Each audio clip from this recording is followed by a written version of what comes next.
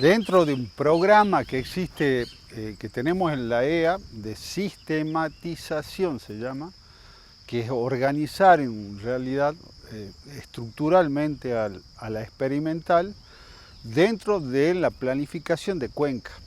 Una de las dificultades o de las cosas que nosotros vivenciamos dentro de nuestras cuencas, que son torrenciales, razón por la cual el agua tiene un papel importante como elemento conformador de esa cuenca.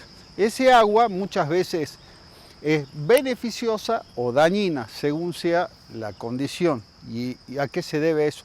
A cuando se junta en demasía y corre en forma desordenada. Para organizar los escurrimientos, una de las estructuras con las cuales se dispone tecnológicamente son las terrazas. Terraza viene de plataformas, de ahí vienen, de que hay dos superficies, en definitiva.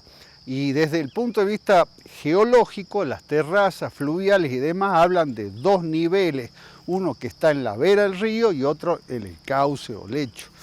En el caso de las terrazas que estás haciendo mención, son estructuras construidas con la misma tierra procedente de la superficie que se la va abovedando en un costado y se va excavando en forma muy somera en uno de los extremos. De esta forma queda dispuesta una estructura que tiene una altura determinada y de donde se excavó esa tierra queda un cauce formado.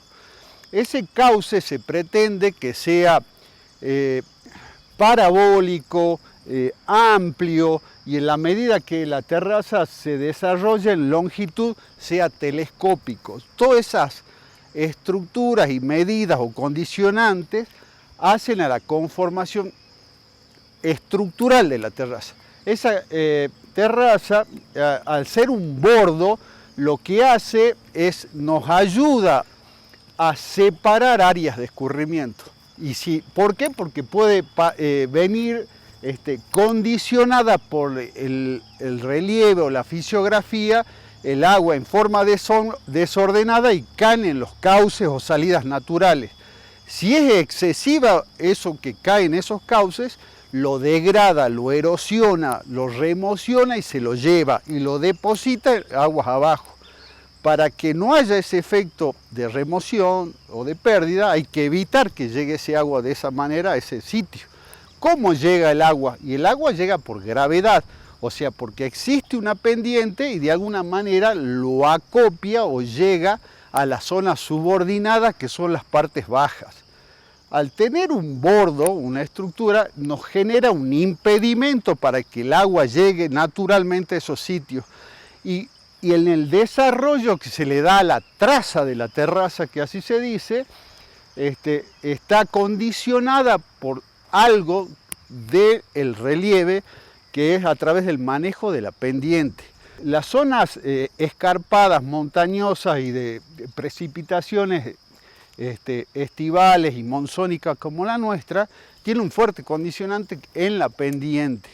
Para definir a esa pendiente se la define por grado, o sea, la intensidad de la inclinación, orientación o rumbo, y la otra la longitud.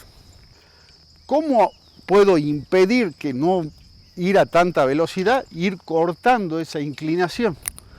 Entonces yo cambio la pendiente dominante, en este caso en la calle, por una pendiente que yo la defino, o sea, menor. Esas son pendientes proyecto. Entonces, el arte de armonizar la pendiente natural de un terreno y dominante con pendientes proyectadas hace que el agua se apoye en esa estructura que se llama terraza y sea conducida en forma tranquila, o sea, no erosiva, a sectores definidos. Entonces, puedo ir sacando el aporte excesivo a determinados sitios y conduciéndolas o retrasando esa conducción para que no se junten tanto el agua en un determinado momento. O sea que hay que trabajar esto en forma dinámica para entender el proceso en tiempo y en espacio.